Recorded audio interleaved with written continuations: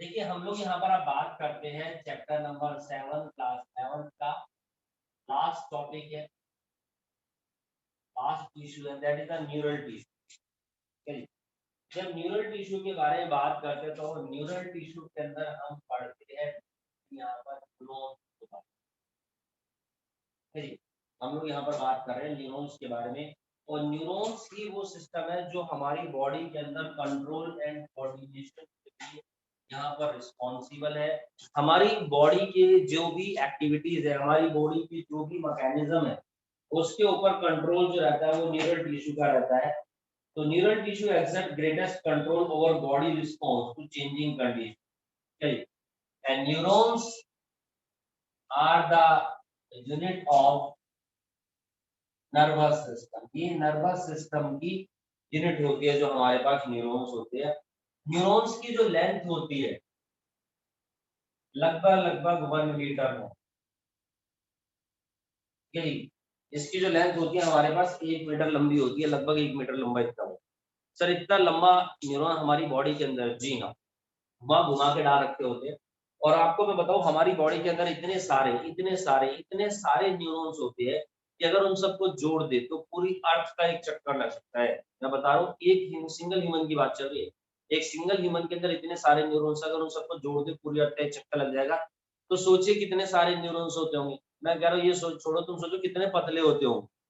चलिए, तो लेंथ होती है 1 मीटर लॉन्ग, बहुत सारे न्यूरॉन्स हमारी बॉडी के अंदर प्रेजेंट होते हैं। और इनका क्या काम होता है, इनकी जनरल स्ट्रक्चर जो होती है वो कुछ कुछ इस तरीके की। ये देखिए, ये एक न्यूरॉन है, ये फिर दूसरा न्यूरॉन है, ये यहाँ पर हमारे पास इधर में तीसरा न्यूरॉन है। तो इस तरीके से न्यूरॉन्स की पूरी एक चेन है जिन्होंने न्यूरल सिस्टम यहाँ पर बनाया हुआ है।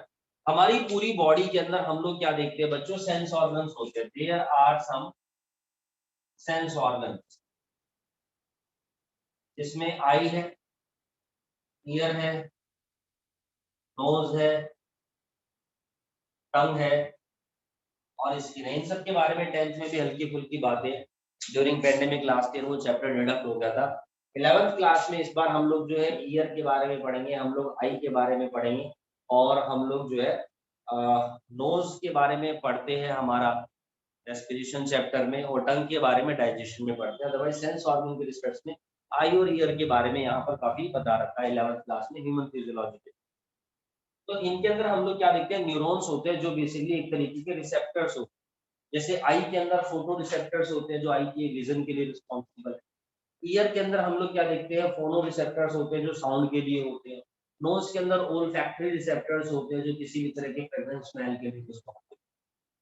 तो यहाँ पर हम लोग क्या देखते हैं, जनरली मान लीजिए आई है, आई के अंदर हम लोग क्या देखते हैं, कोई भी चीज हमारे को दिखाई देती है तो आई के अंदर लेंस होता है, वो इमेज इंसिडेंट होती है, देन वो अंदर जाके रिफ्लेक्ट होती है, रेटिना के ऊपर मीट करती है, वहां पर इमेज की फॉर्मेशन होती है। लेकिन उसकी जो फीलिंग होती है, उसकी जो सेंस होती है, ब्रेन कैसे आइडेंटिफाई करता है उसको, तो इलेक्ट्रिकल इम्पल्स क्रिएट होते हैं और न्यूरॉन्स के थ्रू वो मैसेज कहाँ पर जाता है, हमारे ब्रेन तक का। तो हमारी पूरी बॉडी के अंदर जितने भी सेंस ऑर्गन है वहां पर न्यूरॉन्स पाए जाते हैं, नर्व्स प्रेजेंट होती है जो मैसेज को रिसीव करते हैं और उसको कहां पर लेकर के जाती है, ब्रेन तक लेकर के जाती है, हमारे सेंट्रल नर्वस सिस्टम तक लेकर के जाती है, उस मैसेज को पहुंचाती है। और फिर हमारा ब्रेन उस रिस्पॉन्स के रिस्पेक्ट्स में किसी ना किसी तरीके का, मतलब किसी ना किसी स्टिमुलेशन के रिस्पेक्ट्स में कोई ना कोई रिस्पॉन्स देगा। जो भी चीज स्टिमुलेट कर रही है, मान लीजिए ठंडक है, कोल्ड है, हीट है, कोई भी चीज हमारी स्किन को किसी तरीके से भी सेंसेशन दे रही है तो मैसेज वो ब्रेन तक जाता है। ठीक है, तो ये जो फैक्टर्स है स्टिमुलेट कर रहा है ब्रेन, उसके बदले में रिस्पॉन्स दे रहा है कि भैया इसको कवर करो। ठीक है ना कुछ इस तरह जरूर करो, इनको रब करो ताकि फ्रिक्शन क्रिएट हो और ठंडा लगे, समथिंग लाइक दैट। तो ये सेंस ऑर्गन्स में पूरी बॉडी के अंदर न्यूरॉन्स फैले होते हैं। और हम लोग क्या देखते हैं, ये जनरल स्ट्रक्चर है न्यूरॉन्स की, एक न्यूरॉन और दूसरा न्यूरॉन, दोनों न्यूरॉन्स के बीच में जो आप लोगों को गैप दिखाई दे रहा है, इसी को हम लोग यहाँ पर बोलते हैं साइनेप्टिक क्लेफ्ट। कुछ कुछ टीचर इसको साइनेप्स बोल देते हैं, तो साइनेप्स नहीं होता, ये जो गैप होता है साइनेप्टिक क्लेफ्ट होता है। और इस गैप में हम लोग क्या देखते हैं, एक न्यूरॉन है बेसिक, ये क्या करता है, मैसेज रिसीव करता है। मान लीजिए मेरा हाथ, मान लो ये तो है यार, किसी चीज ने टच किया और मैं कह रहा हूँ कि यहाँ पर हमारे पास मान लो जी ये न्यूरॉन, ठीक है जी, इसने मैसेज रिसीव किया और रिसीव करके अब ये मैसेज ब्रेन तक जाएगा कैसे, इस न्यूरॉन से मैसेज गया दूसरे, दूसरे से तीसरे, सीधा ब्रेन तक चला गया। यानी कि ये न्यूरॉन मैसेज को क्या कर रहा है, यहाँ पर रिसीव कर रहा है, देन उसको आगे कंडक्ट कर रहा है और दूसरे न्यूरॉन तक ट्रांसपोर्ट कर रहा है, ट्रांसफर कर रहा है। हम देख रहे हैं अब यहाँ पर ये न्यूरॉन्स किस फॉर्म में बेसिकली मैसेज को सेंड कर, तो ये यहाँ पर कुछ मॉलिक्यूल्स रिलीज करता है and these are termed as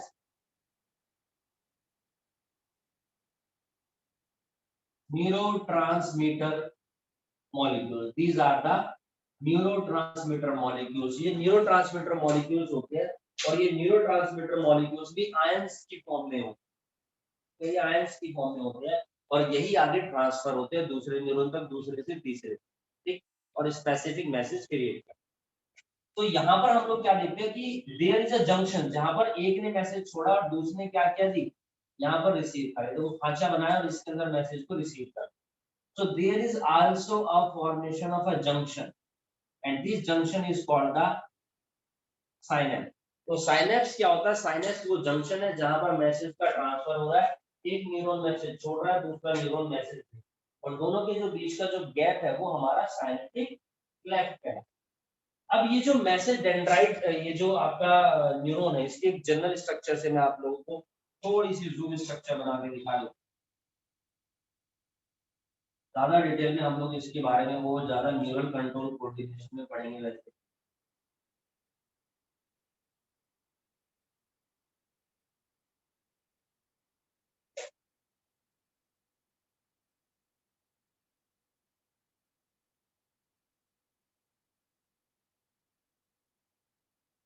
this is the diagram of a neuron. तो ये हमारे पास यहाँ पर बच्चों हेड सेक्शन, ठीक है, ये हेड है, ये जो स्ट्रक्चर है यहाँ से लेकर यहाँ, this is called the axon. ये यहाँ से यहाँ तक है nerve ending, this is the nerve ending, ये नर्व एंडिंग। अब हम लोग क्या देखते हैं कि जो मेरे पास मेरा यहाँ पर हेड है, इसी को हम लोग साइटोन भी बोलते हैं। इसी के अंदर यहाँ पर देखिए कुछ कुछ ब्रांचेस होते हैं, there are some branches, profuse branches होती है आउटसाइड में, and these are termed as dendrites. इनको हम लोग यहाँ पर बोलते हैं डेंड्राइट्स बोलते हैं। तो ये जो डेंड्राइट्स होती है यही बेसिकली क्या करती है, मैसेज को रिसीव करती है। ये इसका न्यूक्लियस है, यहाँ पर हम देखते हैं चारों तरफ इधर में साइटोप्लाज्म में there are some structures also here, these structures are termed as Nissls granules। ये स्ट्रक्चर हमारे पास Nissls granules कहलाती है। तो ये मैसेज इलेक्ट्रिकल इंपल्स की फॉर्म में रिसीव किया और देन उस मैसेज को रिसीव करके ये इधर आगे की तरफ धकेलते हैं इसके अंदर, इस एक्सोन में। और यहीं पर एक स्ट्रक्चर और है, this is called the axon hillock. यही मैसेज को रिसीव करके आगे क्या करेगा, ट्रांसफर करेगा। ये एक्सोन है और इसी एक्सोन के ऊपर हम लोग क्या देखते हैं, there is a presence of a covering, this is called the myelin sheath. तो माइलिन एक प्रोटीन फाइबर होता है, माइलिन की शीट होती है पूरी, माइलिन यहाँ पर इसके ऊपर क्या होती है बच्चों, कवरिंग होती है। और यहाँ पर आप देखेंगे बीच बीच में यहाँ पर ये जो गैप दिखाई दे रहा है ना जी, this is called the node of Ranvier. ये हमारे पास क्या कहलाता है बच्चों, ये हमारे पास इधर में कहलाता है नोड ऑफ रैनवियर। इसको हम लोग यहाँ पर नोड ऑफ रैनवियर बोलते हैं, ठीक। ये नीचे दोनों तरफ होती है हमारे पास,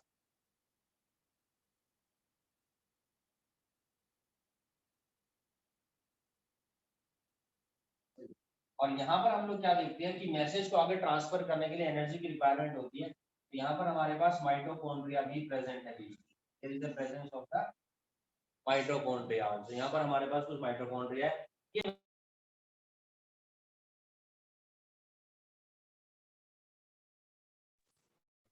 ये मैसेज हमारे पास आगे जाता है टेल में, और हम लोग यहाँ पर क्या देखते हैं, ये जो स्ट्रक्चर आप लोगों को दिख रही है बच्चों, दिस इज द